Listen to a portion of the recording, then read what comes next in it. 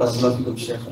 আমাদের এক ভাই প্রশ্ন করেছেন, আমার ৮ বছরের অটিজম ছিল, শারীরিক সুস্থতা আছে, এখন উনি পবিত্র উমরা পালনে যেতে চাচ্ছেন, সেক্ষেত্রে তাকে নেভি পরিধান করতে হবে, প্রবলেম আছে। এখন আমি কি দম দিতে হবে এই বিষয়ে? সাথে এর সাথে আরেকটা প্রশ্ন সংযোগ করতে চাচ্ছি, একসাথে দুটি হজ করতে পারা যাবে? একসাথে দুটি হজ বা দুটি উমরা একসাথে হজ মানে হজ পরেরটা বলে দিই, তারপরে আগেরটা বলছি। একসাথে দুটো উমরা এক সফরে দুটো বা তার বেশি যদি উমরা করতে চান, তাহলে মিকাতে চলে যান। মসজিদ আয়েশা থেকে একাধিক উমরা করা, এটা সুন্নত নয়, সুন্নতের খেলাফ কাজ। নবী সাল্লাল্লাহু আলাইহি ওয়াসাল্লাম নিজে করেননি, মা আয়েশা রাদিয়াল্লাহু আনহা ভাইকে বলেননি যে তুমিও করে নি যখন তোমার বোন যাচ্ছে। মা আয়েশা রাদিয়াল্লাহু তাআলা আনহা যেহেতু মাসিক চলে এসেছিল, অন্য বিবিরা এসে বাড়ির উমরা নিয়ে যাচ্ছে, তিনি করতে পারলেন না, মনটা খারাপ ছিল, তার মনের তৃপ্তি শান্তির জন্য বলেছেন যান তাহলে উমরা করে এসো।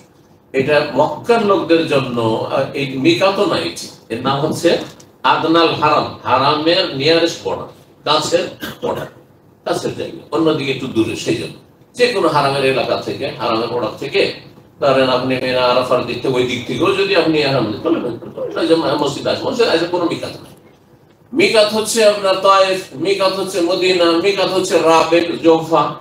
তো ধরেন আপনি মক্কা গিয়ে একটা উমরা করলেন প্রথম, হ্যাঁ, যখন ল্যান্ড করলেন তার আগে থেকে আপনাকে এহরাম বেঁধে যাবে, কারণ আপনি যে কোনো দিক থেকে নামছিলেন, আপনি প্লেন থেকে, তো তার আগে মিকাত ক্রস করছেন। আর তারপরে মক্কায় উমরা করে 2-4-5 দিন পরে মদিনায় চলে গেলেন, মদিনা থেকে এসে মিকাত থেকে ক্রস করছেন, যেহেতু জুলাইফা থেকে আরেকটা করে নিলেন, চলো একটু তায়েফ ঘুরে আসি, ছেলে মেয়েদেরকে তায়েফ দেখে আসি, তায়েফ থেকে একটা মিকাত আছে, ওখানে মিকাতে এহরাম বাঁধলেন। এইভাবে 3-4টা হলে দামাম চলে আসলেন, আর তারপরে চলো একটা উমরা এবারও করেন, কোনো অসুবিধা নেই, বুঝলেন, কোনো অসুবিধা নেই। কিন্তু আপনি মক্কায় থেকে উমরা তো মসজিদ আয়েশা থেকে, এটা সুন্নতের খেলাফ। আর কোয়ালিটি ভালো কোয়ালিটি না, এটা কবুল হবে কিনা বলে ভালো জানে।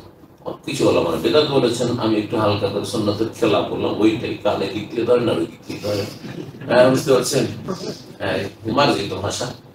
আর কেউ বলছে যে হইতে পারে, যদি জীবনে কেউ না আসতে পারে তাহলে গরিব মানুষ আর জীবনে আসতে পারবে না, হয়তো এগুলো ঢিলা ফতোয়া, দলিল ফতোয়া।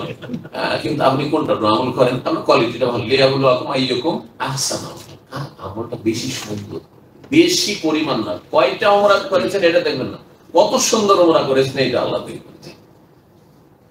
আর কিছু করতে হবে, হ্যাঁ, 8 বছরের অসুস্থতা, সুতরাং তাকে আপনার হ্যাঁ এহরাম পরিপন্থী কাজ, সেলাই করা কাজ, সেলাই করার জিনিস তো সেলাই করা মানে এই নয় যে সেলাই থাকতে হবে, কারণ বেল্টে তো সেলাই থাকে। সেলাই করার মানে ফোকাহাদের ভাষায় ঠিক না, এটা হাদিসের ভাষা, ওটা হচ্ছে যে শরীরের গঠনে যেসব পোশাক তৈরি হয়েছে, শরীরের গঠনে যেসব পোশাক তৈরি হয়েছে, সেগুলি এহরাম অবস্থায় পুরুষদের জন্য চলে। যেমন টুপি, টুপিতে কোনো সেলাই নাই, নেট নেট আছে ধরে, হ্যাঁ, তো টুপি চলবে না, চলবে না। তো আপনার যদি এমন কেউ কোনো কিছু ব্যবহার করে যেটা এহরাম পরিপন্থী কাজ, এহরামের অবস্থায় নিষিদ্ধ কাজ, সেগুলোর কোনো কাজ করে, আর সেটা অজ্ঞতাবশত না, মাসলা জানছে এটা নিষেধ, তারপরে করে, হ্যাঁ, তার কোনো বাধার কারণে, যেমন কাব বিন উজরা রাদিয়াল্লাহু তাআলা এত হুকুম হয়েছে, আর আগুন জ্বালিয়েছিল চুলার কাছে কিছু পাকশাকের জন্য, আর হুকুম বইতে শুরু হয়েছে, একবার স্রোত বইতে শুরু হয়েছে। নবী সাল্লাল্লাহু আলাইহি ওয়াসাল্লাম বলেছেন, আইয়ুদিকা হাওয়ামুকা, তোমার এই পোকাতে, অর্থাৎ এই উকুনে তোমাকে খুব কষ্ট দিচ্ছে না, মাথা মুন্ডন করে নাও, আর তুমি ফিদিয়াতুল আযা দিয়ে দাও। এই ক্ষেত্রে দম নয়, দম হচ্ছে কোন ওয়াজিব ছুটে গেলে, বুঝা গেছে না। আর ফিদিয়াতুল আযা হচ্ছে ইহরামে নিষিদ্ধ কোনো কাজ যদি করেন মাসলা জানার পরে, আর ভুলে গিয়ে নয়, জেনে শুনে, আপনাকে আন্ডারপ্যান্ট ব্যবহার করতে হচ্ছে, জাঙ্গিয়া ব্যবহার করতে হচ্ছে, হ্যাঁ, আপনাকে মোজা ব্যবহার করতে হচ্ছে, না হলে আপনি চলতে পারছেন না, তাহলে আপনি তখন কি করবেন, ফাফিদিয়াতুম মিন ফামান কানা মিনকুম মারিদান, কেউ যদি অসুস্থ হয়ে পড়ে, আওবি আজামের রাসে, মাথায় যদি কোনো রকমের ক্ষত থাকে, সেই জন্য তাকে কি চুল কাটতে হচ্ছে, এরা নিষিদ্ধ কাজ, এরকম সেলাই করা কাপড় পরতে হচ্ছে শরীরের গঠনে, ফাফিদিয়াতুম মিন সিয়ামিন, রোজা রাখবে, আও সাদাকাতিন, অথবা সাদাকা দেবে, আও নুসুক, অথবা একটি ছাগল জবাই করবে। ছাগল জবাই করলে তো এর সমান হয়ে গেল, আমার দম হয়ে গেল, দমের সমান হয়ে গেল, বেশি খরচ 500 রিয়াল লেগে গেল, হ্যাঁ ধরেন কমপক্ষে। আর যদি এগুলো করেন তো খুব সহজ। হ্যাঁ, সিয়াম রোজা হলে কয়টি? মাত্র 3টি রোজা। 3টি রোজা যথেষ্ট। পয়সা বেশি নাই, করতে চাই অপশন, কিন্তু এই ক্ষেত্রে এটা যে না পারলে এটাও নয়, কিন্তু অপশন দিয়েছে, এটা নয় এটা নয় এটা, 3টি কিন্তু অপশন আছে।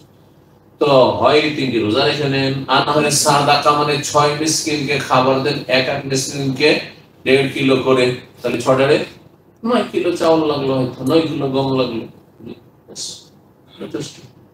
এতে অল্প খরচ হয়ে গেল। এই মশলাগুলি জানা অনেকটা সুবিধা। শুধু দম, এখন শিখিয়ে দিচ্ছে আপনাদের মহলে, দম আর দম। এহরামে নিষিদ্ধ কাজ করলে 3টি অপশন। আর যদি ওয়াজিব ছুটে যায়, ওয়াজিব কোনটা? মিকাতে এহরাম বাদে ওয়াজিব ছুট। আপনি মক্কা চলে আসলেন, আর এসে বলছেন আমি হোটেল থেকে এহরাম বেঁধে দেবো, অথবা মসজিদ আয়েশা থেকে এহরাম বেঁধে দেবো, না ওয়াজিব ছুটে গেছে, আপনাকে দম দিতে, তখন দম দিতে, দম ছাড়া কোনো অপশন। তো একটা কথা বলি, কেউ যে গরিব মানুষ, 500 রিয়াল নেই তার কাছে, তো না খেয়ে থাকবে, ওই কোন রকম খরচটা আছে দেশে যাওয়ার সমান, আর কিছু নেই। তাহলে ইবনে আব্বাস রাদিয়াল্লাহু তাআলা বলছেন যে এক একটি দমের বিনিময়ে 10টি করে রোজা। 10টি করে রোজা, বাড়িতে 10টি করে রেখে জরুরি না যে এখানে, বুঝছেন না?